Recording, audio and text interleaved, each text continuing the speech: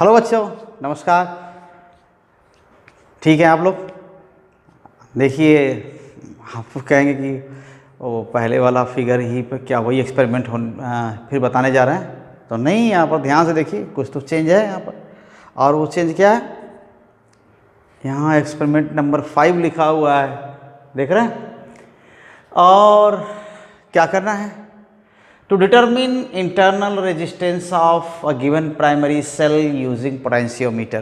So using potentiometer, use of potentiometer is it is based on the same principle, okay? But internal resistance of a primary cell. Before this video, आपने क्या किया था?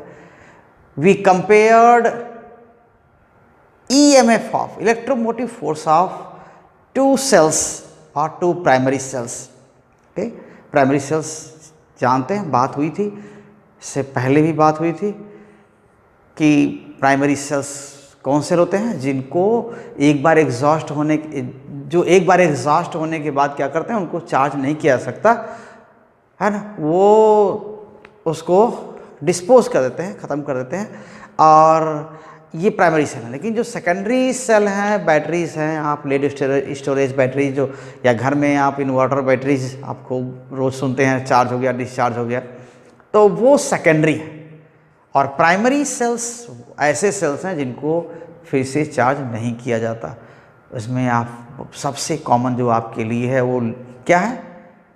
ये sales dry sales आप use करते हैं। बहुत सारे ड्राई सेल हैं, कई तरह के इलेक्ट्रोलाइट के हैं। तो जो कॉमन ड्राई सेल हैं उनके वो प्राइमरी हैं।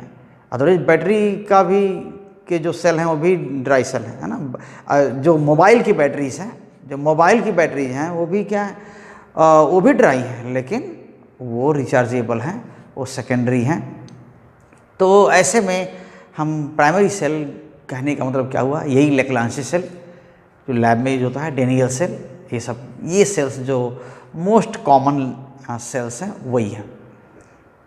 तो फिर जो यहाँ पर यूज़ करना है सर्किट तो अभी पहले वाला ही है, वही पोटेंशियोमीटर वायर। देखिए, ए और बी के बीच वही 10 वायर पोटेंशियोमीटर। बाकी जो पहले बता दिया था, इस डिटेल में हम नहीं जाएंगे, है ना। स्ट्रिप्स के बारे में, मेटालिक स्ट्रिप्स क्यों हैं, उनके लगाने का यहाँ पर्पस क्या है, सप्लाई बाकी वहाँ पर है ही है, जोड़ेंगे। और इस वायर में, ए बी वायर में अगर करंट चलेगी तो उसमें हर सेगमेंट में क्या होगा? पोटेंशियल ड्रॉप होगा। यानी आगे बढ़ते जाएंगे, पॉइंट ए से आगे बढ़ते जाएंगे तो पोटेंशियल और नीचे और नीचे और नीचे और नीचे होता जाएगा। अगर यहाँ से यहाँ 3 वोल्ट आपने अप्लाई कर दिया है तो ए से बी का पोटेंशियल 3 वोल्ट डाउन होगा। और वो डाउन एकाएक नहीं होता है। If you move along this wire starting from A, the potential comes down gradually and reaching the B, यहाँ तक पहुँचते पहुँचते क्या होता है? ये 3 वोल्ट तक कम हो गया होता है। और ऐसा भी नहीं है कि कहीं पर ज़्यादा डाउन होता है, कभी कम डाउन होता है, ऐसा भी नहीं है। ये हर सेगमेंट में अगर यूनिफॉर्म क्रॉस सेक्शन का वायर है तो हर सेगमेंट में इक्वल ड्रॉप, यानी हर जगह पर सेंटीमीटर इक्वल ड्रॉप होता जाता है। तो ये इसके साथ एक प्रॉपर्टी है जिसका हम यूज़ करते हैं, वही हमारे लिए प्रिंसिपल है। तो फिर इसी चीज़ को हम पहले भी यूज़ कर रहे थे कि ए और जे के बीच जो पोटेंशियल डिफरेंस है, जे स्लाइडिंग कांटेक्ट है, जॉकी यहाँ टच कराते हैं। क्या खास है इस पॉइंट में? अगर ये पॉइंट यहाँ पर है, टच कराए हैं और गैल्वेनोमीटर में नल डिफ्लेक्शन शो कर रहा है, इसका मतलब क्या हुआ? गैल्वेनोमीटर में से कोई करंट नहीं चल रही है, यानी यहाँ पर करंट नहीं चल रही है। अब इसमें जबकि इस ब्रांच में सेल लगे हुए दिख रहे हैं, कम से कम एक तो जुड़ा ही होगा, कोई भी इस ब्रांच में सेल लगे हुए, अगर कहीं किसी सर्किट में लूप में सेल लगा हुआ दिखे और करंट ना चले तो आप क्या कहेंगे? यही कहेंगे ना कि मतलब सेल ठीक है। तभी तो यही कहेंगे, हाँ सेल, ये वाला सेल जिधर करंट पास करना चाहता है उसका उल्टा कोई ना कोई अपोजिट टेंडेंसी वाला कोई ना कोई सोर्स ज़रूर लगा हुआ है जो इसको करंट को पास करने नहीं देता है। और वो क्या है? ये वाला। इसकी वजह से ए और जे के बीच जो पोटेंशियल डिफरेंस है वह करंट इधर पास करने की कोशिश करता है और ये वाला सेल इधर पास करने की कोशिश करता है। यही हम लोग बात किए थे। तो यहाँ पर जो इसकी ठीक है ना, तो यहाँ पर जो इसकी प्रॉपर्टी का हम यूज़ करने वाले हैं, ठीक है। तो ये क्या होने जा रहा है, फिर से वही काम करने जा रहे हैं। इस बार ये दो सेल नहीं रहेंगे यहाँ पर, हमें इंटरनल रेजिस्टेंस पता करना है सेल का। लेकिन फिर भी प्रिंसिपल वही है, बैलेंसिंग की कंडीशन वही है कि सेल का ईएमएफ ए और जे के बीच पोटेंशियल डिफरेंस के इक्वल हो जाएगा। तो क्या होगा, या इस ब्रांच में कोई करंट नहीं होगी and galvanometer will show zero deflection and this will be obtained in the condition when positive of supply or this lead storage battery or driving cell, इसको ड्राइवर सेल भी कहते हैं, driver cell, and positive of these terminal, these are experimental cells. तो experimental cell के positive और इनके से positive एक ही जगह जुड़े होंगे तभी ऐसा मिलेगा। अदरवाइज इसमें से कोई सेल उल्टा ऐसे लग गया तो कहीं पर भी नल डिफ्लेक्शन नहीं मिलेगा, एक बात। दूसरी बात, अगर इस सेल से ईएमएफ, इसके ईएमएफ से इसका ए और बी के बीच पोटेंशियल डिफरेंस कम है, जो सेल का ईएमएफ है ए और बी के बीच पोटेंशियल डिफरेंस क्या है, कम है, तो भी कहीं पर नल डिफ्लेक्शन नहीं मिलेगा, है ना। ए कहीं और, जब भी डिफ्लेक्शन मिलेगा ए कहीं और मिलेगा। तो यही चीज़ हम यूज़ करते हैं यहाँ पर। तो आइए सर आप एक्सपेरिमेंट में फिर वापस आ जाते हैं। Internal resistance of primary cell. क्या अपरेटस चाहिए, तो अपरेटस सेम देख ही रहे हैं। हाँ, एक सर्किट यहाँ पर कुछ चेंज करने होंगे, ये कंपेरिजन तो हो नहीं रहा। अब क्या है, हमारे पास एक सेल हटा दें, हमें किसी एक ही सेल का किसी एक ही सेल का इंटरनल रेजिस्टेंस पता करना है। इसमें इंटरनल रेजिस्टेंस है, हम मान के चल रहे हैं कि यहाँ पर एक थोड़ा इंटरनल रेजिस्टेंस है, ठीक है। यहाँ इस सेल का अपना इंटरनल रेजिस्टेंस है स्मॉल आर, और अब तो यहाँ 1 न करें, बस एप्सिलॉन कर दें, यहाँ पॉजिटिव नेगेटिव, और ये जो परमानेंटली ये जुड़ा हुआ है ऐसा, ठीक है। अब क्या करना है, इस सेल का इंटरनल रेजिस्टेंस पता करना है।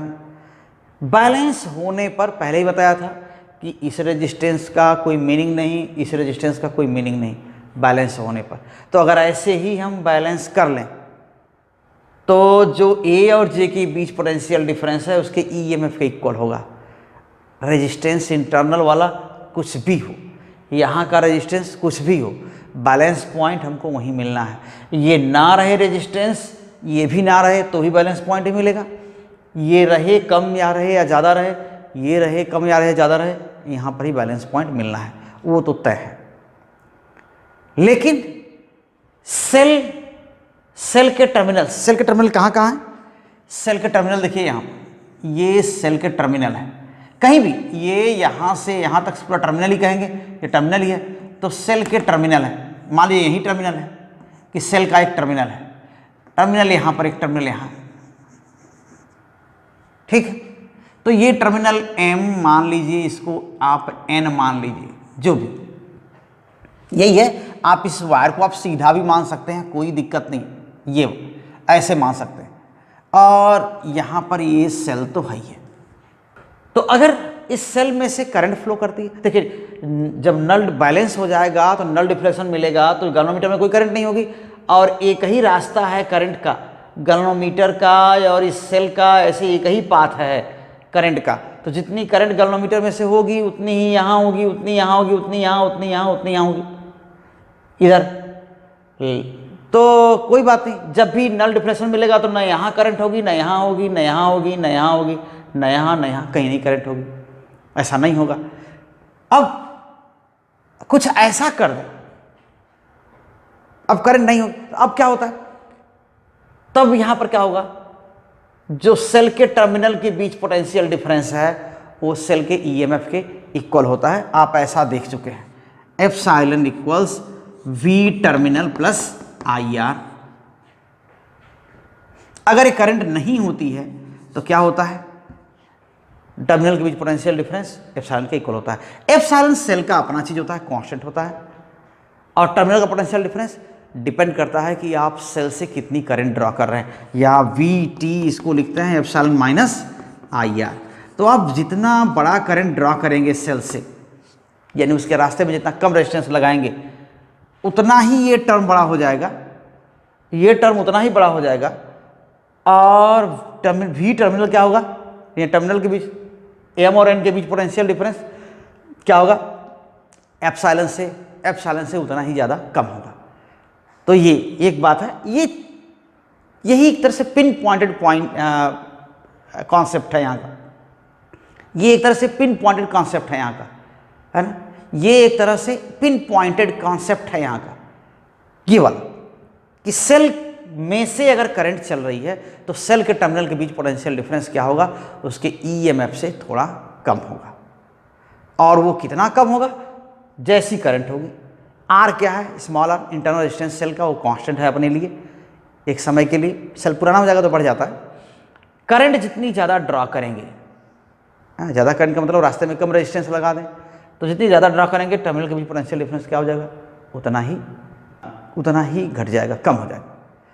तो फिर यही चीज़ है यहाँ पर, क्या करते हैं, बिना अगर एक बार एक ही पाथ इसको देते हैं, एक ही पाथ है ऐसे, तो जब भी बैलेंस पॉइंट मिलेगा, इसमें कभी करंट नहीं होगी, इसमें भी करंट नहीं होगी, नहीं करंट होगी। तो जो बैलेंस मिलेगा, ए और जे के बीच पोटेंशियल डिफरेंस किसके इक्वल होगा, ईएमएफ के इक्वल होगा। और अगर ऐसा कुछ कर दें कि गैल्वेनोमीटर में से करंट ना हो लेकिन सेल में करंट चले, सेल में से होकर करंट हो और गैल्वेनोमीटर में करंट ना हो, इसका मतलब क्या हुआ, उसके टर्मिनल्स, इनके टर्मिनल्स यहाँ पर कोई एक अलग से लूप लगा दें, वहाँ पर कोई अलग से लूप यहाँ पर बना दें। तो ये लूप क्या है, ये लूप यहाँ ऐसा हो सकता है, मान लेते हैं ये एक रेजिस्टेंस बॉक्स,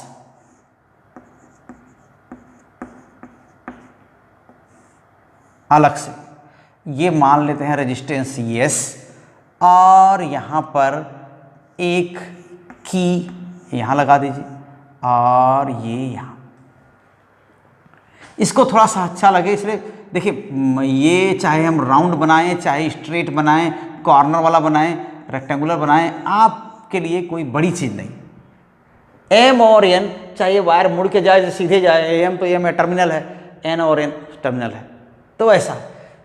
तो ये अगर अरेंजमेंट कर देंगे तो क्या होगा, अगर इसमें ये की अगर क्लोज है, यानी सर्किट क्लोज है, तो इसमें करंट चलेगी, और क्या होगा, तो टर्मिनल के बीच पोटेंशियल ड्रॉप क्या हो जाएगा, एप्सिलॉन से कम होगा। तो अब एम और एन के बीच पोटेंशियल डिफरेंस क्या होगा, ईएमएफ से कम होगा अगर इसमें करंट चल रही है इस लूप में। तो एम और एन के बीच पोटेंशियल डिफरेंस तब भी क्या है, ये ऐसे करंट पास करने की कोशिश करता है इस ब्रांच में ऐसे करंट ले आने की कोशिश करता है, यहाँ पर ऐसे, और ये वाला सेल क्या करता है, ये वाला सेल जो ए और जे के बीच जो पोटेंशियल डिफरेंस है वो ऐसे करंट पास करने चाहता है, ऐसे चाहता है, तब भी दोनों अपोजिट हैं, और ये क्या करेंगे, किसी न किसी पॉइंट पर बैलेंस होंगे। तो अब ए और जे के बीच जो पोटेंशियल डिफरेंस होगा और एम और एन के बीच पोटेंशियल डिफरेंस को बैलेंस करेगा। एम और एन के बीच पोटेंशियल डिफरेंस किसकी बात कर रहे हैं हम, इस सेल की वजह से, इस सेल का टर्मिनल पोटेंशियल डिफरेंस है। ये तब की बात कर रहे हैं जब इसमें करंट चल रही है इस लूप में। तो यहाँ एम और एन के बीच टर्मिनल पोटेंशियल डिफरेंस क्या हो जाएगा, इस सेल के ईएमएफ से कम होगा। जैसे इस सेल का ईएमएफ मान लीजिए 1.5 वोल्ट है, तो जो एम और एन के बीच पोटेंशियल डिफरेंस क्या है, अगर इसमें करंट चल रही है तो हो सकता है 1.4 हो जाए, तो 1.4 क्या है, यहाँ का टर्मिनल पोटेंशियल डिफरेंस है। अब जो बैलेंस पॉइंट मिलेगा 1.4 के लिए ही बैलेंस पॉइंट मिलेगा, यानी ये 1.4 है, तो ए और जे के बीच जिस लेंथ पर 1.4 पोटेंशियल डिफरेंस हो जाएगा उसी से वो बैलेंस हो जाएगा। तो कम ही पोटेंशियल डिफरेंस तो कम ही लेंथ पर बैलेंस हो जाएगा। और अगर ये ऑफ है यानी ओपन है, तब क्या होगा, इस ब्रांच में तो करंट चलेगी नहीं, सेल में से करंट चलेगी नहीं। अगर अब जो करंट होगी ये अभी इसी में से होके ऐसे होगी, तब सेल में करंट होगी, तो अब जो गैल्वेनोमीटर में करंट है वही ऐसे करंट है इसमें, चाहे इधर होगी या ऐसे होगी। तो अब अगर बैलेंस होगा भी तो किसका होगा, ईएमएफ के अगेंस्ट बैलेंस होगा, है ना। अब बैलेंस जहां होगा, जहां भी बैलेंस होगा तो सेल में से करंट नहीं चलेगी, तो टर्मिनल के बीच जो पोटेंशियल डिफरेंस किसके इक्वल होगा, किसके इक्वल होगा, ये ईएमएफ के इक्वल होगा। तब क्या होगा, वो अलग लेंथ पर बैलेंस होगा। तो यही इस एक्सपेरिमेंट में करना है आपको, फिर से वही। तो ये तो पहले किया हुआ था, तो मैंने फिर से रिपीट कर दिया। मैं इसलिए फोकस कर रहा हूँ, कहेंगे एक्सपेरिमेंट में इन सब चीज़ों का क्या काम है, हमें इसलिए एक्सपेरिमेंट में अपराटस की चीज़ें बता देनी चाहिए। लेकिन एक्सपेरिमेंट करने का पर्पस तो यही होता है ना, कि थियरीज को क्या करना, एक तरह से वेरीफाई करना, उनके बारे में अच्छी तरह से जान लेना, इसलिए बता रहे हैं। तो आइए फिर हम आगे चलते हैं इसमें, और इसके आगे मैं बहुत ज़्यादा नहीं इसमें बताने जा रहा हूँ, क्योंकि ऑलरेडी कई बार हो चुका, बता दिया था कि चैप्टर 3 मीन्स करंट इलेक्ट्रिसिटी के आप 20, 21, 22 वीडियो सब देखिए, उसमें पूरा का पूरा डिटेल पूरा दिया हुआ है, और आपको यहाँ भी मैंने बता दिया। तो अपराटस क्या, वही सा अपराटस है, बस कुछ चेंज हुए हैं। अपराटस पोटेंशियोमीटर बोर्ड जो है ना, पोटेंशियोमीटर बोर्ड ये रहेगा, ओके। पावर सप्लाई या इसको ड्राइवर सेल भी कहते हैं, पावर सप्लाई को ड्राइवर सेल भी कह सकते हैं। और क्या अमीटर भी होगा, अमीटर ये तो चाहिए, इसका पार्ट है, एसेंशियल पार्ट है। तो यहाँ पर कुछ ना कुछ करंट चलती रहेगी, ये इसका पॉजिटिव और इसका नेगेटिव, ऐसे 2 1 वे कीज। रियोस्टैट तो है ही है, rheostat, resistance box,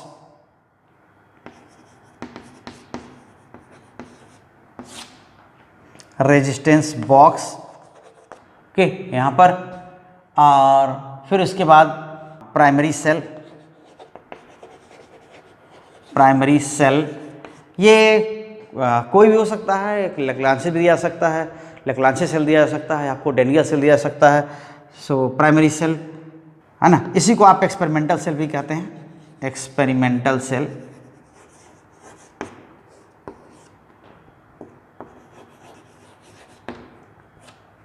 high resistance box, क्या है, गैल्वानोमीटर,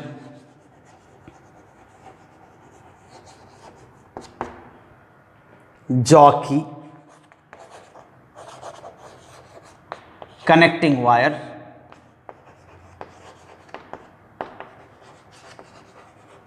वायर्स, सैंड पेपर,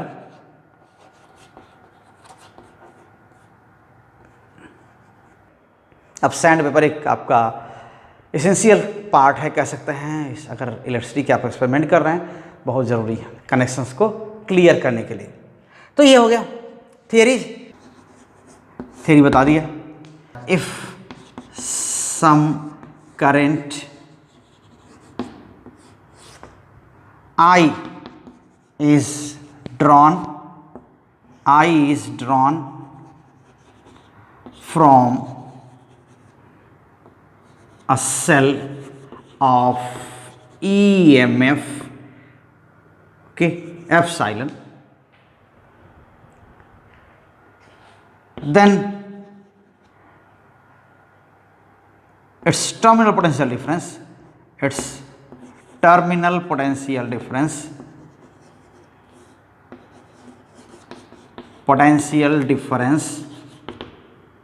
क्या हो जाएगा, VT equals epsilon minus IR, and R we know, R is what, internal resistance of cell,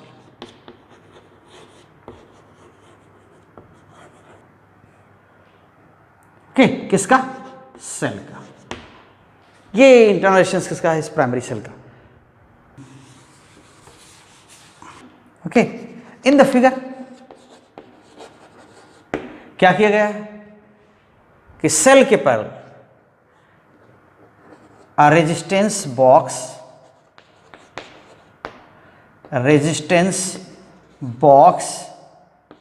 with key K2, ये K1 है, ये क्या है K2, with key K2 is connected कहां पर, पैरेलल, ये नहीं करते हैं, parallel to cell, between its terminals, between its terminals. If K2 is open, K2 is open and open, then balance point is obtained against EMF of the cell. Then say at L1, मान लेते हैं वो balance point किस पर मिलता है, L1 distance पर, कहां से, A से, say at L1, ओके, ऐसे करना, say at L1, then epsilon equals K L1, this is 1 and you know K is potential gradient, okay, potential gradient है, यानी पर यूनिट लेंथ कितना पोटेंशियल का ड्रॉप हो रहा है इस वायर में जब करंट चल रही है, तो जब करंट है वायर में, तो if K2 is closed, okay, then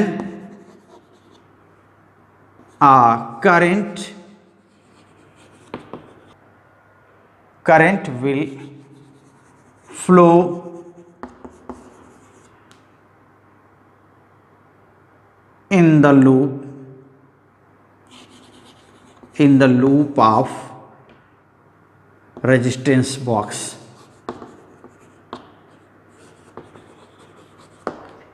इस लूप में करंट जरूर चलेगी, तो टर्मिनल के बीच पोटेंशियल डिफरेंस क्या होगा, then terminal potential difference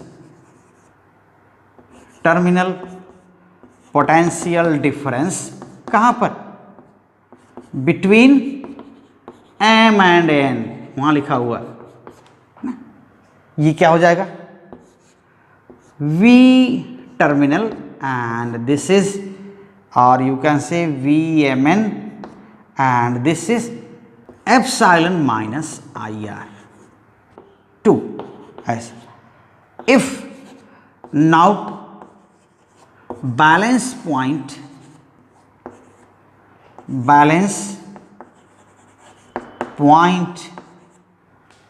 is obtained, then it will be against VMN, है ना, टर्मिनल पोटेंशियल डिफरेंस, है ना,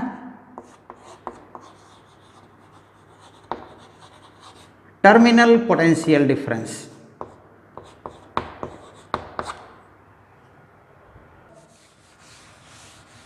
say this is at L2, then VMN equals KL2 and this case potential gradient KL2 and this is question 3. हम 1 को 3 से divide कर देंगे तो क्या मिल जाएगा, डिवाइडिंग इक्वेशन 1 बाई इक्वेशन 3 क्या मिलने वाला है, epsilon upon V Mn and this is equal to K how much okay, so L1 upon L2 हो जाएगा, L1 upon L2 and this is nothing but this is question 4। फिर 2 का use कर लेते हैं यहाँ पर, और एप्सिलॉन को हम क्या लिख सकते हैं, VMN प्लस IR लिख सकते हैं ना। सो फ्रॉम इक्वेशन 2 and 4 आप अभी यूज कर सकते हैं, एप्सिलॉन की प्लेस में क्या लिख सकते हैं, V plus IR, VMN plus IR upon VMN। चलिए इसको हम यहां लिख सकते हैं, VMN प्लस IR, ये किसकी प्लेस में लिख रहे हैं, एप्सिलॉन है ना, एप्सिलॉन की प्लेस में क्या लिखेंगे, VMN प्लस IR, वो इधर आ जाएगा, divided by VMN equals L1 upon L2। अभी देखिए क्या हो जाएगा, अब अगर यहां पर हम इसको डिवाइड करें, देखिए, सो 1 plus IR upon VMN equals L1 upon L2, और MN क्या है, हियर VMN इक्वल्स I, और अगर यहाँ यस है, देखिए अगर रेजिस्टेंस यस यहाँ अप्लाई किया गया है या R अप्लाई किया गया है, कहीं R तो दिख नहीं रहा, हम यहाँ पर इसको R ही कर देते हैं, ठीक है ना, R। तो अगर यहाँ R अप्लाई किया हुआ है तो VMN क्या होगा, यही M और N के बीच पोटेंशियल डिफरेंस क्या है, V है ना। सो M और N के बीच पोटेंशियल डिफरेंस V है, यहाँ रेजिस्टेंस R है, तो करंट इसमें I चल रही है, मान लेते हैं करंट I है, तो फिर V टर्मिनल है, ये VMN है, और यहाँ I करंट है, यहाँ R रेजिस्टेंस, तो V इक्वल्स IR होगा ना, तो V इक्वल्स IR ऐसा होगा। हम यहाँ पर लिख सकते हैं IR upon I capital R equals L1 upon L2 minus 1, या I तो कैंसिल हो जाएगा, तो R upon R equals L1 by L2 minus 1, okay. और R equals R L1 upon L2 minus 1।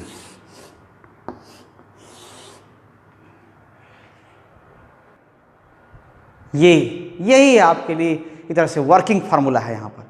तो एग्जाम में तो बस क्या लिखेंगे, बस वर्किंग फार्मूला लिखेंगे। क्या है यहाँ पर, ये स्मॉल r क्या है, कैपिटल R क्या है, L1 क्या है, L2 क्या है, और 1 तो 1 ही है, इससे आपका काम हो जाएगा, है ना।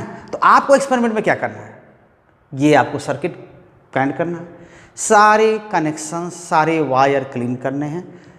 नोटबुक पर आप क्या करिए, सर्किट डायग्राम ड्रॉ कर लीजिए, पहले अपने से देखिए उसको कहाँ कहाँ क्या कनेक्ट करना है, ज़रूरी चीज़ें जरूर कनेक्ट होनी चाहिए। ए से सप्लाई का पॉजिटिव और एक्सपेरिमेंटल सेल का पॉजिटिव कनेक्ट करना है, रियोस्टेट यूज़ करना है, की जो है ये मिली एम्पियर है, ये होगा। वोल्ट मीटर आपका मन, ए और बी के बीच वोल्ट मीटर भी अप्लाई कर दीजिए, कोई ज़रूरी नहीं, आप कांस्टेंट करंट मिली एमीटर की हेल्प से क्या कर सकते हैं, देख सकते हैं कि है कि नहीं। और इसके बाद यहाँ पर एक्सपेरिमेंटल सेल, एक लैग्रांज सेल या डेनियल सेल यहाँ लीजिए, और इसके पैरेलल में एक रेजिस्टेंस बॉक्स एक वन वे की के साथ कनेक्ट करिए सीरीज में। गैल्वेनोमीटर, हाई रेजिस्टेंस, और हाई रेजिस्टेंस को भी शॉर्ट करने के लिए एक और की। यहाँ पर K1 हमने यहाँ भी लिख दिया है और यहाँ भी लिख दिया है, तो इसको आप K3 कर दीजिए यहाँ के लिए, तो ठीक रहेगा, है ना। तो ऐसा हो जाएगा, ये जोड़ लेंगे। बाकी तो पहले वाली मेथड है, पहले वाली प्रोसेस है। बैलेंस पॉइंट, एक बार इसको ओपन करिए, बैलेंस पॉइंट पाइए, एक बार इसको क्लोज करिए, फिर बैलेंस पॉइंट लीजिए, वही इंक्रीजिंग डिक्रीजिंग वैसे ही काम करना है। और सभी कनेक्शंस क्लीन होने चाहिए, सभी टाइट होने चाहिए, ये प्रिकॉशन है। जॉकी को बहुत ज़ोर से रगड़ना नहीं चाहिए वायर पर, वायर यूनिफॉर्म होना चाहिए, कहीं सर्किट कहीं वायर ब्रेक नहीं होना चाहिए, एक जैसा होना चाहिए। तो ये आप ज़रूर ध्यान रखेंगे।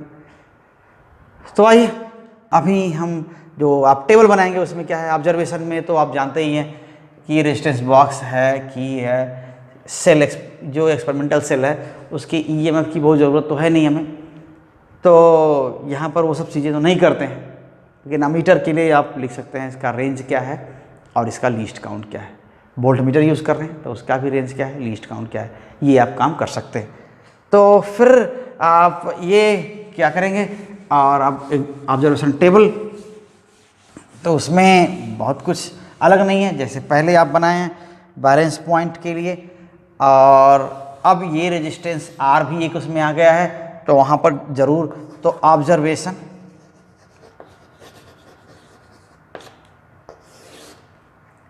तो अमीटर के लिए आप लिखेंगे उसका अमीटर और यहाँ पर इसका रेंज और लीस्ट काउंट तो होगा ही होगा। रेंज क्या है और लीस्ट काउंट क्या है, ठीक है ना, लीस्ट काउंट क्या है। तो ये आप करेंगे। यहाँ पर जो ऑब्जर्वेशन टेबल है ये इसमें क्या क्या होता है पहले ही बताया कि जो सीरियल नंबर तो होगा ही होगा, है ना, और साथ में एक बार क्या करना है, K2 ओपन है, एक बार क्लोज्ड है, तो बैलेंस पॉइंट वहाँ पर पाना है कब, ठीक है ना, पोजीशन ऑफ बैलेंस पॉइंट,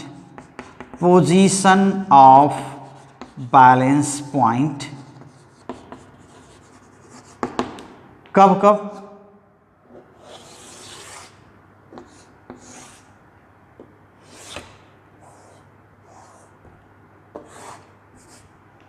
वही फिर से, तो ये क्या है, when K2 is open,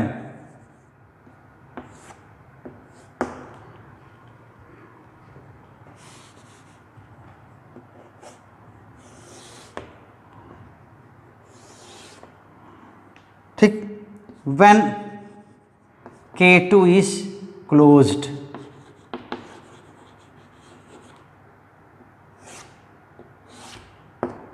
और ऐसा। तो फिर यहाँ पर वही चीज़ें आ जाती हैं, यहाँ सीरियल नंबर 1 2 3 ऐसे ही ये रहेंगे, और यहाँ बैलेंस पॉइंट जब K2 ओपन है तो ईएमएफ के अगेंस्ट मिलना है, तो फिर वही इंक्रीजिंग, ठीक है, डिक्रीजिंग, और यहाँ क्या है मीन, ये क्या है L1, है ना, मीन पोजीशन या जो एवरेज पोजीशन है तो वो L1 है। फिर यहाँ पर भी जब ये क्लोज्ड है तब फिर क्या है वही इंक्रीजिंग, डिक्रीजिंग, और क्या है मीन है, ये क्या है L2, तो यहाँ L1 है यहाँ L2, और यहाँ पर जो रेशियो है क्या हो जाएगा, यहाँ R रेशियो क्या है, यहाँ पर इंटरनल रेजिस्टेंस है, और ओह एक चीज़ और छूट गया यहाँ से, सीरियल नंबर से पहले सीरियल नंबर के बाद तुरंत होना चाहिए था, उसको हम लोगों ने उसको छोड़ दिया, सॉरी। ये क्या है रेजिस्टेंस, कौन सा resistance, serial number and resistance R, कहाँ पर रेजिस्टेंस बॉक्स में जो एक्टिव की है ये रेजिस्टेंस। तो फिर ये फिर वैसे ही 1 2 3 आप बाकी रीडिंग्स में लेंगे और मीन लेंगे। सो 1 2 3 और यहाँ कोई वैल्यू आप लेंगे, ये बैलेंस पॉइंट्स मिलेंगे आपको, और फिर क्या करना है, यहाँ ये वैल्यूज आपको मिल जाएंगी, ठीक, R equals L1 by L2 minus 1। Calculation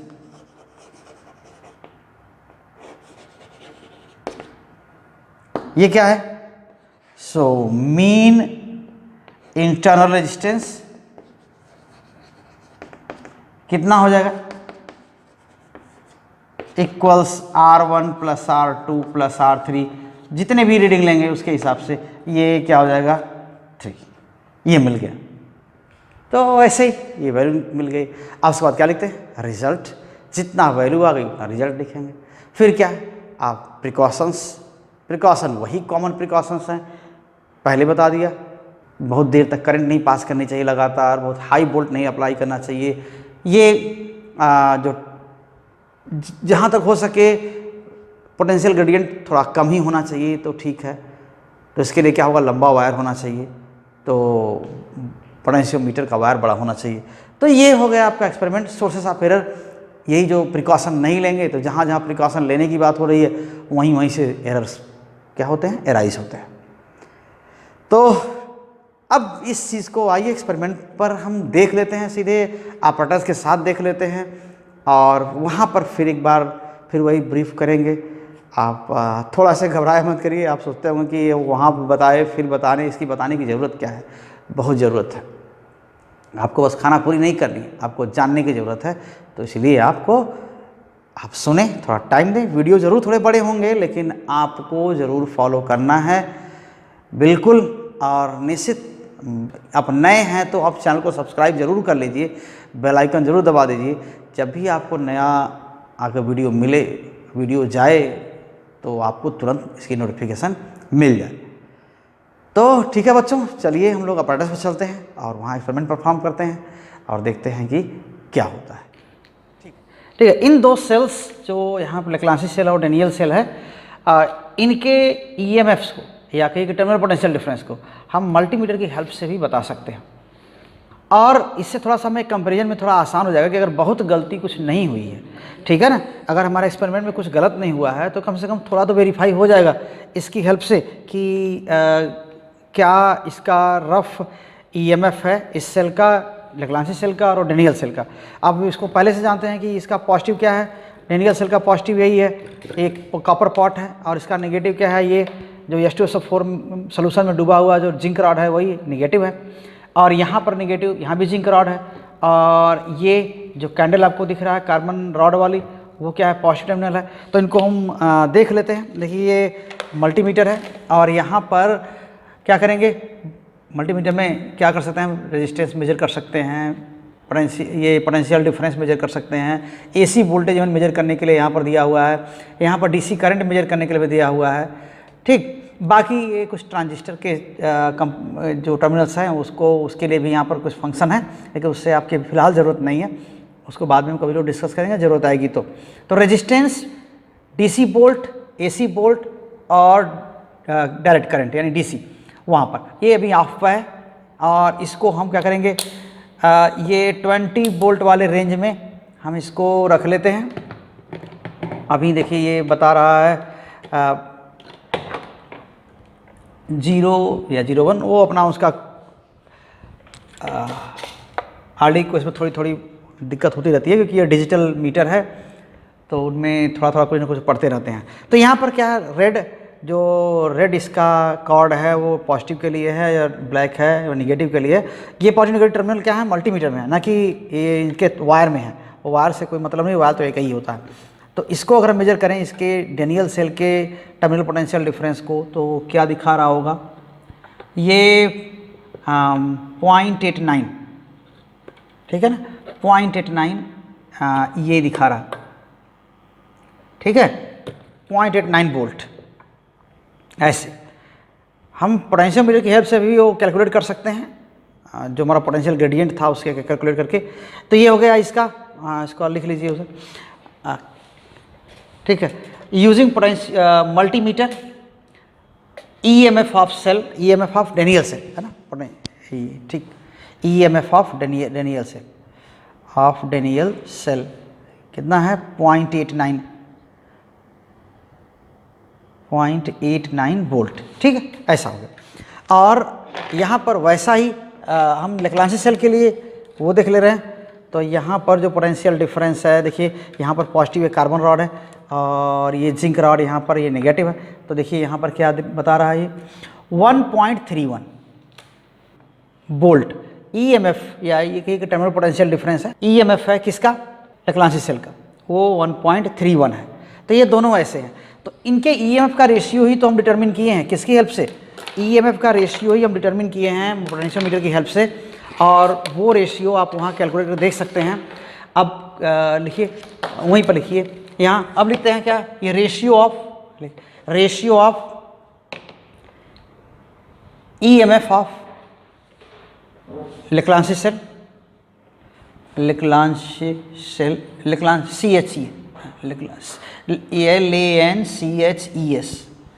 लेक्लांसी cell, ठीक है। Cell 2,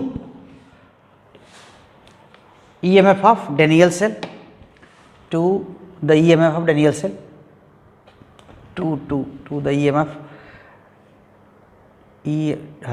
to the EMF of Daniell cell कितना हो गया, लिखिए, इक्वल्स 1.31 डिवाइडेड बाई 0.89। हाँ, इसको कैलकुलेट करिए, कितना आ रहा है, मोबाइल से देख लीजिए कितना आ रहा है, 1.47 आ रहा है। और वैसे आपका एक्सपेरिमेंटल वैल्यू कितना आया है, जो आपने देखा था वो ये वैल्यू आई थी 1.42, तो अप्रोचिंग है। हम ये जो मल्टीमीटर से मेज़र कर रहे हैं, आप 1 2 3 बार मेज़र कर सकते हैं रुक रुक करके थोड़ा, तो वहाँ पर भी और वैल्यू आ सकती हैं अलग। तो ये इस तरह ये क्या हुआ, ये कंप्लीट हो गया इसमें। तो अब जो डाटा यहाँ पर है, यहाँ दिखा दीजिए, जो डाटा यहाँ पर है ये क्या है कि 3 वोल्ट आपने अप्लाई किया पूरे पोटेंशियोमीटर वायर के क्रॉस। बैलेंस पॉइंट कहाँ मिला, 386, खोल दीजिए, 386, ठीक है, 386.5, ठीक है, इतना मिला। तो इसकी हेल्प से क्या कर सकते हैं हम, पोटेंशियल ग्रेडियंट कैलकुलेट कर सकते हैं। जैसे इसमें देखिए ये क्या हो जाएगा, पोटेंशियल ग्रेडियंट अगर हम ले लें, पोटेंशियल ग्रेडियंट कितना हो जाएगा, पहले तो पोटेंशियल ग्रेडियंट हम अगर 3 वोल्ट देख लें, 3 वोल्ट डिवाइड बाई कितना है 10 मीटर, तो ये कितना हो जाएगा, वोल्ट पर सेंटीमीटर है ना, 0.3 वोल्ट पर मीटर हो जाएगा। और वोल्ट पर सेंटीमीटर कितना हो जाएगा, ये ठीक है, वोल्ट पर सेंटीमीटर, और उसमें आप 100 से डिवाइड कर सकते हैं, तो कितना हो जाएगा 0.003 वोल्ट पर सेंटीमीटर, ये पोटेंशियल ग्रेडियंट आ गया। तो अगर बैलेंस पॉइंट लेक्लांची सेल के लिए मिल रहा है, क्या मिल रहा है, 386.5, तो इसका EMF कितना हो जाएगा। सो EMF ऑफ आपके अपने प्रैक्टिकल रिकॉर्ड से बोल रहे हैं कि EMF ऑफ लेक्लांची सेल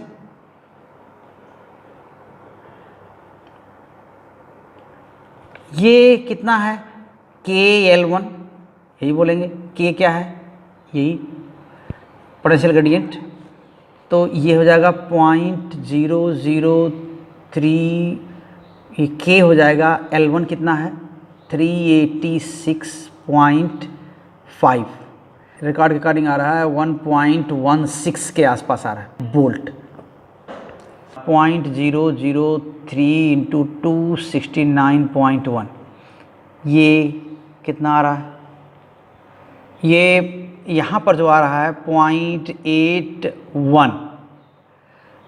तो दोनों के मेजरमेंट में डिफरेंस जरूर है, मल्टीमीटर से कुछ और रहा है, यहाँ कुछ और आ रहा है, लेकिन मल्टीमीटर दोनों को कम मेजर कर रहा है, दोनों को ज़्यादा मेजर कर रहा है। यहाँ पर उसके रिलेटिव अगर देखें तो हमारा दोनों यहाँ पर कम आ रहा है, लेकिन रेशियो क्या है, रेशियो लगभग वहाँ जो आप अपने एक्सपेरिमेंट में जो आया 1.42 है, और जो यहाँ रेशियो है वो क्या है 1.47 है। तो इसको थोड़ा कंपेयर करेंगे और हम रिजल्ट में इसको आगे देखते हैं, ठीक है। यहाँ पर क्या है, ठीक यहाँ जो इस एक्सपेरिमेंट में, कौन सा एक्सपेरिमेंट है तो पता है, ये इंटरनल रेजिस्टेंस पता करना है। हम जो यूज़ किए हैं सेल कौन सा है, डेनियल सेल है। तो internal resistance of Daniell cell determine करना है with the help of potentiometer. तो यहाँ पर जो सर्किट है, ठीक इससे पहले जो एक्सपेरिमेंट आपने देखा है उस वही सर्किट है यहाँ पर, ठीक है। क्या किया है यहाँ पर, एक नया काम ही किया, सप्लाई तो वैसे ही है, यहाँ पर जो सप्लाई है यहाँ ऑन होगा तो चलेगा ही चलेगा, सप्लाई वही है। अमीटर लगाया हुआ है सीरीज़ में, वोल्ट मीटर इसके पैरेलल आपने टर्मिनल के बीच में लगाया हुआ दिख रहा है। और ये डेनियल सेल का पॉजिटिव वैसे ही पहले जैसा क्या लगा हुआ है, देखिए इसी तरह बीच में कनेक्शन अगर लूज जाते हैं तो ध्यान से थोड़ा आपको इसको टाइट करना पड़ता है और ठीक से। तो डेनियल सेल का पॉजिटिव जहाँ पर सप्लाई का पॉजिटिव लगा हुआ है, ड्राइवर सेल का पॉजिटिव लगा हुआ है, वहाँ पर उसी पॉजिटिव से ये भी पॉजिटिव कनेक्ट कर देना है, एक काम। दूसरा इसमें नया एक चीज़ हुआ है कि इस सेल के पैरेलल हमें इसी सेल का इंटरनल रेजिस्टेंस पता करना है। इस सेल के पैरेलल क्या है, एक और रेजिस्टेंस बॉक्स लगा दिए हैं। ये बहुत बड़ा वाला रेजिस्टेंस बॉक्स है, हमें इतने बड़े रेंज की ज़रूरत नहीं है, हमें 2, 4, 6 ओम ऐसा या 10 ओम तक ही ज़रूरत पड़ेगी। तो ये सेल के पैरेलल एक की 1 वे की के साथ, ये भी है कि 1 वे की के साथ हमने ये लगा दिया यहाँ डेनियल सेल। आपको इसका इंटरनल रेजिस्टेंस पता करना है। यहाँ पर पहले की तरह वोल्टमीटर, अमीटर सब लगे हुए हैं। सेल के पैरेलल जिसका इंटरनल रेजिस्टेंस पता करना है, उस सेल के पैरेलल में एक आपने रेजिस्टेंस लगा दिया एडिशनल। वो भी आपकी मर्जी, इसमें ऑप्शन आपने रखा है कि इसको कभी आप क्लोज करेंगे इस सर्किट को, कभी ओपन करेंगे आपकी ज़रूरत के अनुसार। इसको ओपन रखेंगे तो एक बार क्या करना है, इसको ओपन रख करके, यानी इसको एक्टिव नहीं किया है, जो पैरेलल रेजिस्टेंस लगा हुआ है ना सेल के, उसको एक्टिव किए बिना बैलेंस पॉइंट लेना है, यानी इस सेल के ईएमएफ के अगेंस्ट। तब इसमें क्या होगा, जब बैलेंस पॉइंट मिल जाएगा तो इस सेल में से करंट नहीं चल रही होगी और इस सेल के ईएमएफ के अगेंस्ट बैलेंस पॉइंट मिलेगा, ऐसा होगा। तो यहाँ पर सेल का एप्सिलॉन इक्वल्स KL1 ऐसा करेंगे, हम वो लिखेंगे, आप उसके बारे में परिचित हैं पहले से। और फिर क्या करेंगे, अब क्या करेंगे, एक बार फिर इसको क्लोज कर लेंगे इसको। तो इसको क्लोज करने से क्या होगा कि इस लूप में जो थर्ड लूप बन रहा है, इसमें एक करंट हो जाएगी, रेजिस्टेंस है यहाँ पर पहले से हमने देखिए 15 ओम लगा रखा है रेजिस्टेंस, तो एक इसमें भी करंट चलने लगेगी थोड़ी सी। तो जब करंट चलेगी तो क्या होगा, टर्मिनल के बीच पोटेंशियल डिफरेंस क्या होगा, डाउन हो जाएगा, क्योंकि इसके अंदर इंटरनल रेजिस्टेंस तो होता है इसके अंदर। तो यहाँ टर्मिनल का पोटेंशियल डिफरेंस पहले से कम हो जाएगा, टर्मिनल के बीच पोटेंशियल डिफरेंस। अब इस कम वाले टर्मिनल पोटेंशियल डिफरेंस को ही बैलेंस करना है, कहाँ, पोटेंशियोमीटर वायर पर, इसके बैलेंस पॉइंट के बीच में, और जहाँ बैलेंस पॉइंट मिलेगा उसके और इसके बीच में। तो ये दोनों चीज़ें करनी है। तो आइए पहले हम इसको रिमूव करते हैं, और वैसे ही प्रिकॉशन रखना है कि जब बैलेंस पॉइंट से हम दूर हैं तो यहाँ पर रेजिस्टेंस क्या हो, जो यहाँ पर लगा हुआ है ये गैल्वेनोमीटर के पाथ में, उसके सीरीज में ये रेजिस्टेंस लगा हुआ होना चाहिए। जब बैलेंस पॉइंट के नज़दीक पहुँचें तो ये रेजिस्टेंस 0 कर दीजिए, यहाँ हटा दीजिए, मीन्स ये की को क्या करिए, ऐसे इंसर्ट कर दीजिए। तो ये प्रैक्टिस पिछले एक्सपेरिमेंट में भी आपने किया था, यहाँ भी वही काम करना है।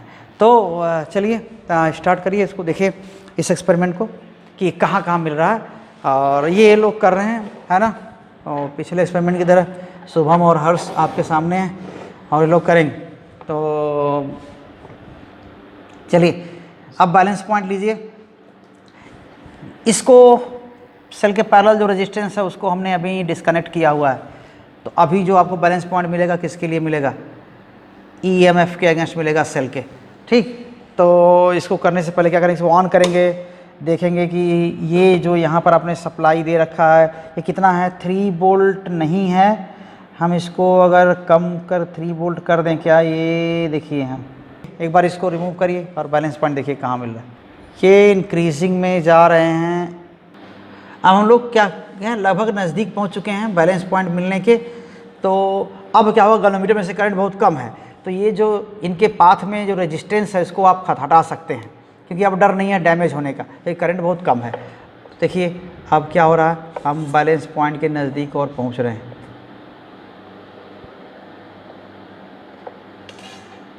बड़ा हो रहा है और हाँ डिफ्लेक्शन वापस आई, यानी कि कहने का मीनिंग ये है कि और छोटी लेंथ लीजिए। ओहो किधर आ रहे हैं, बढ़ाई बढ़ाई और जाएगी उधर। कांटेक्ट अच्छा होना चाहिए वायर पर, थोड़ा वर्टिकल रखिए, वायर पर कांटेक्ट अच्छा होना चाहिए। इतनी देर में एक रीडिंग हो जानी चाहिए, ठीक है।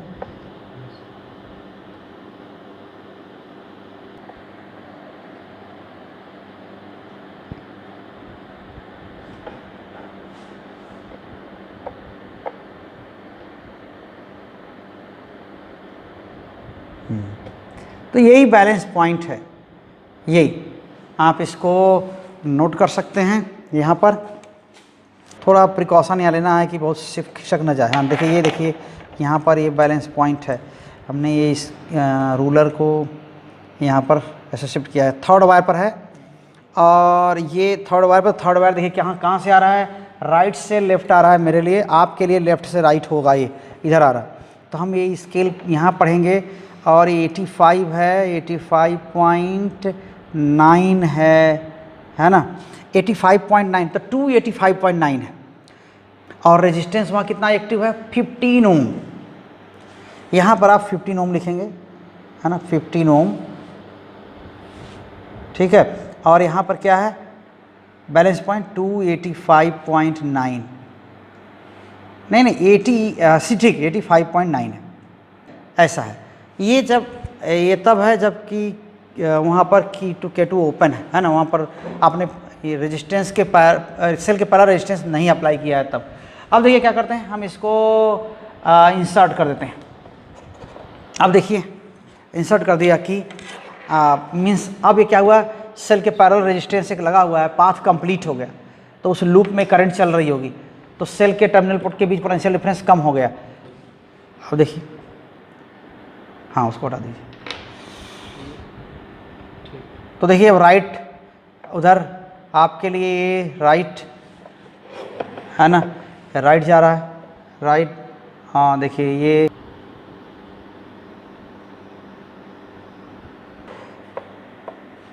और आइए, चलिए पीछे आइए,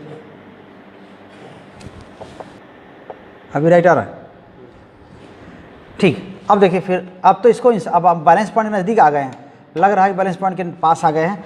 अब इसको चलिए लगाइए, उधर ही जाना है, तो इस पर 2 पर लौटिए ना, 3 पर थे अब 2 पर आई, है ना, हाँ ये यहीं पर कहीं बैलेंस पॉइंट। तो ये देखिए बैलेंस पॉइंट कहाँ मिल रहा है, 1 कंप्लीट है और 2 पर है, और 2 पर किधर से, हम आपके लिए यहाँ पर क्या है, राइट से लेफ्ट की ओर आ रहे हैं, तब ये 2 मिल रहा है, 2 पर है, ये बैलेंस पॉइंट यहाँ पर है। अभी हम इसको रखिए बैलेंस पॉइंट देखिए, है ना, ये हाँ, तो बैलेंस पॉइंट की ये पोजीशन है। चलिए यहाँ पर, तो एक तो 1 मीटर पूरा हो गया, सेकंड वाला वायर कहाँ से, इधर से आ रहा है, हम मेरे लिए तो लेफ्ट टू राइट है, आपके लिए राइट टू लेफ्ट यहाँ पर, और ये 86 है, तो 186.43 गई, 186.3। इस वाले में आप डिक्रीजिंग कर सकते हैं, है ना। आइए उधर से पीछे से लेकर इसको किसी, तो धीरे धीरे आ रहे हैं हम बैलेंस पॉइंट की ओर, देखिए हाँ वापस आइए, डिक्रीजिंग में आ रहे हैं, है ना, लेंथ कम लेंथ पर धीरे धीरे आ रहे हैं, ठीक। अब क्या करेंगे, अब बैलेंस पॉइंट के पास आ गए, तो फिर ये, हाँ चलिए, तो इस बार आया है 286.2। इंक्रीजिंग के लिए आप फिर चेक कर सकते हैं कि क्या है। इस बार आया है इंक्रीजिंग में 276.1, है ना, इंक्रीजिंग में उसी इंक्रीजिंग को 276.1, ठीक है। तो एक बार इनको क्या करते हैं, थोड़ा हटा लेते हैं, राहत देते हैं, रेस्ट कर देते हैं, उसके बाद तो फिर ये इंक्रीजिंग में लिया जा चुका है, फिर एक बार ले ले रहे हैं ओपन की का, इंक्रीजिंग में हम ले रहे हैं ओपन की के लिए, जब ये लूप ओपन है तब। फिर क्या है, 3 बोल्ट वैसे भी है, देखिए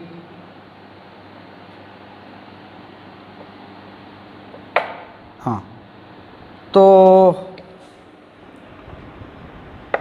इंक्रीजिंग हम जा रहे हैं इधर,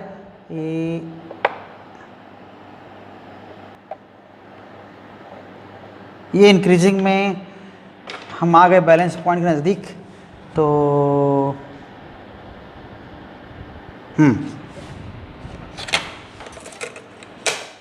ये आ गया 274.1, और जितना जल्दी हो सके उसको फिर हम क्या करेंगे, डिक्रीजिंग में फिर से ले लें, है ना, और इसको डिक्रीजिंग में उसी पर लिखिए, राइट राइट राइट राइट ऐसे आ रहा, तो फिर ये राइट में और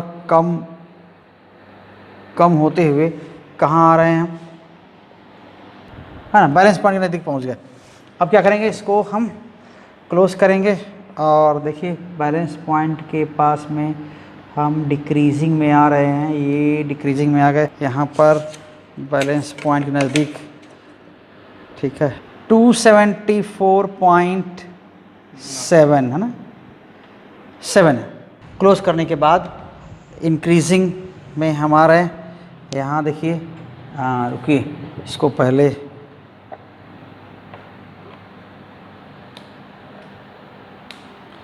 ठीक है, इंक्रीजिंग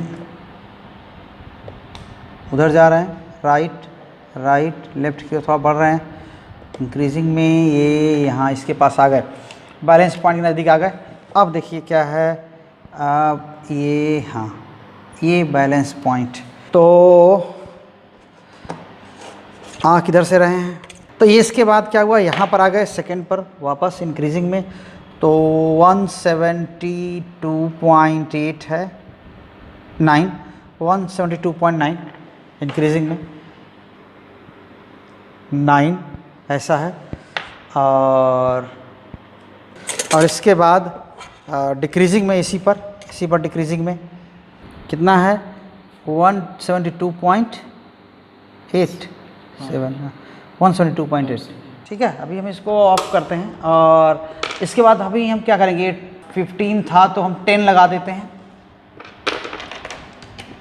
ठीक है ना, 10 ओम पर कर देते हैं।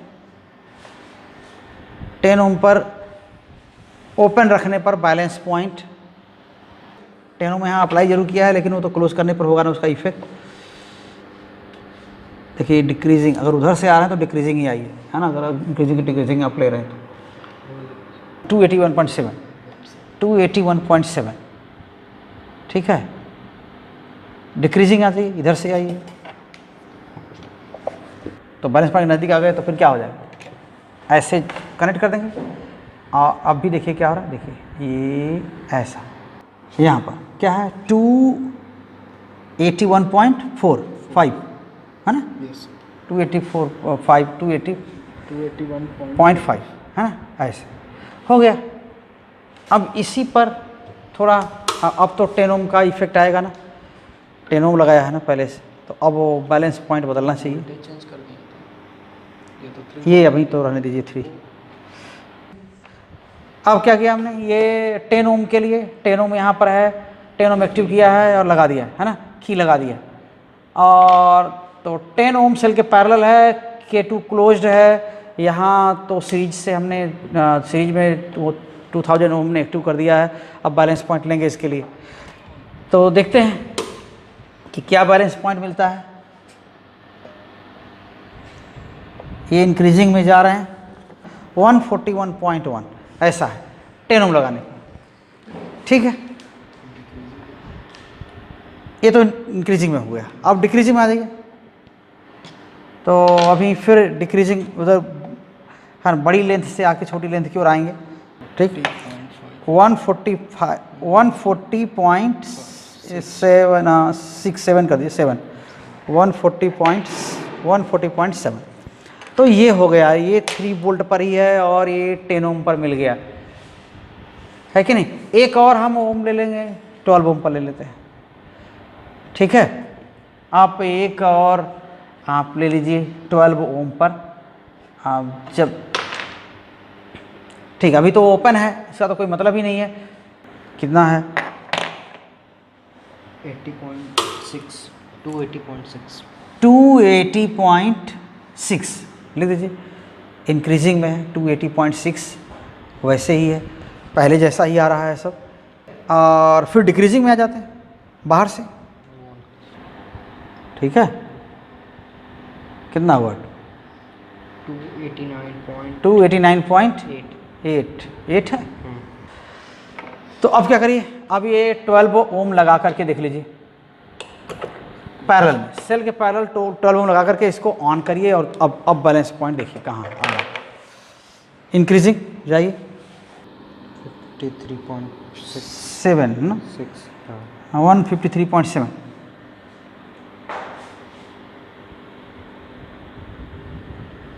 ठीक है, और फिर अब डिक्रीजिंग लगाइए, कितना आ रहा है 164.12 है, 164.2। तो ये आ गए रीडिंग्स, ठीक है। तो ये देखिए पहले अब ऑब्जर्वेशन, हम ये ऑब्जर्वेशन टेबल है, बहुत क्लियर नहीं है लेकिन ध्यान से देखिएगा तो क्या हो जाएगा, सब मालूम हो जाएगा। ये क्या था, पहला हम लोगों ने ये करंट के लिए कॉलम लिखा हुआ था तो हम कांस्टेंट बोल्ट लगा दिए। जो हमारा जो सेटअप है उसमें बोल्ट पढ़ना आसान था, इसलिए हम लोगों ने ये कर दिया, बोल्ट कांस्टेंट बोल्ट ले लिया तो कांस्टेंट करंट अपने आप हो जाएगी वायर में, इस पोटेंशियोमीटर वायर में, तो इसलिए ये लिया हुआ था। रेजिस्टेंस 15 ओम, 10 ओम, 12 ओम, जो ये रेजिस्टेंस क्या लगे थे, सेल के पैरेलल, एक्सपेरिमेंटल सेल के पैरेलल, वो यहाँ पर रखे हुए हैं। तो बैलेंस पॉइंट्स का मीन क्या है, देखिए 274.1 सेंटीमीटर, 274.7 सेंटीमीटर, इनका मीन क्या हो गया 274.4। तो ये कब है, जब ये लूप जो एक सेल वाला जो अपना लूप था उसमें के क्या है, जो K2 है यानी की क्या है, ओपन है, तब है ये। जब उसको क्लोज कर देते हैं तो उसके पैरेलल के रेजिस्टेंस क्या होता है, एक्टिव हो जाता है। कौन सा रेजिस्टेंस, 15 ओम। तो बैलेंस पॉइंट कहाँ आ गया, 172.9, 172.8 ऐसे आया है, और बैलेंस और मीन उसका क्या है 172.8, यही है। तो एक रीडिंग हो गई ऐसा। और दूसरे के लिए जो 10 ओम, जब सेल के पैरेलल, एक्सपेरिमेंटल सेल के पैरेलल 10 ओम लगाया तो उस तब, और यहाँ 3 वोल्ट ही है पोटेंशियोमीटर वायर के क्रॉस, तो बैलेंस पॉइंट्स, जो मीन बैलेंस पॉइंट्स देखिए मिले क्या हैं, 281.5 जब की ओपन है थर्ड लूप का, रेजिस्टेंस वाले लूप का, और 140.9 ये आ गया तब जबकि बैलेंस पॉइंट, जबकि ये क्लोज्ड है, की क्लोज्ड है, यानी उसमें करंट फ्लो कर रही है उस लूप में, थर्ड वाले लूप में। ऐसे ही 12 वोल्ट के लिए हमने लिया तो ये मीन बैलेंस पॉइंट्स आ गए 285 और 159 आ गए। तो इन बैलेंस पॉइंट्स से, इनकी हेल्प से हमारे लिए जो की ओपन है, यानी थर्ड लूप का जो रेजिस्टेंस वाले लूप का की ओपन है वो L1 पोजीशन है, ये L1 है हमारे लिए 279.4, 281.5 और 285.2। और L2 कौन सा है 172.8, 140.9 और 158.9। तो इनसे जो अब फार्मूला यहाँ पर है देख रहे हैं, किसके लिए, रेजिस्टेंस R, यही इंटरनल रेजिस्टेंस R है स्मॉल वाला, ये कैपिटल R क्या है, जो आपने सेल के पैरेलल रेजिस्टेंस एक्टिव किया है वो है L1 L2, हमने अभी आपको बताया, और -1 है। इसका यूज़ करके यहाँ पर जब ये R एक वैल्यू रेजिस्टेंस की, इंटरनल रेजिस्टेंस की फाइंड आउट किया तो क्या आया, R1 आया 15 ओम के लिए, वो R1 आया, और ये वैल्यू कैलकुलेट करने पर क्या आ गया 8.85 ओम, है ना। ये एक तरह से बड़ा इंटरनल रेजिस्टेंस कह सकते हैं, इतना होना नहीं चाहिए ठीक ठाक अरेंजमेंट में, लेकिन यही आ रहा है हमारे यहाँ। इसके बाद फिर अगला दूसरी वैल्यूज़ जो हैं यहाँ पर जो बात कर रहे थे, इनके लिए 181.5 और 140.9 L1 L2 है, और 10 ओम क्या है, सेल के पैरेलल एक्टिव किया गया है, तो उसके लिए जो कैलकुलेट किया तो 9.9 आ गया, यानी 10 के आसपास आ गया। और फिर ऐसे ही थर्ड सेट के लिए जो 12 ओम सेल के पैरेलल एक्टिव किया गया था, वहाँ पर वो 285.2 और 158.9 जो L1 L2 की वैल्यूज़ थी, तो उनसे हमको मिला 9.48 ओम। इन तीनों का मीन ले लिया तो क्या आ गया 9.41 ओम आ गया। तो इतना ओम ये रेजिस्टेंस आ गया। और तो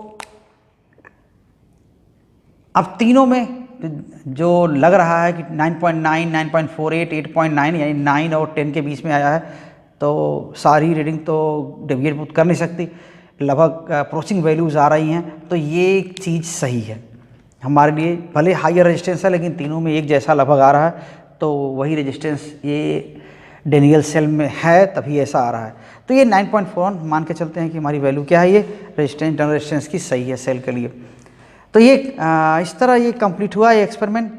और बाकी इसमें जो सोर्सेस ऑफ एरर पहले वाली जैसे हैं, पहले बताया, जो उसमें हम बता चुके थे कि यहाँ कनेक्शन से लूज़ हो तब ऐसा हो सकता है, वायर पोटेंशियोमीटर का नॉन यूनिफॉर्म हो तब ऐसा गड़बड़ हो सकता है, आपको टच करने में कांटेक्ट पॉइंट में कुछ गड़बड़ हो तो हो सकता है, आपने रीडिंग गलत पढ़ लिया तो गड़बड़ हो सकता है।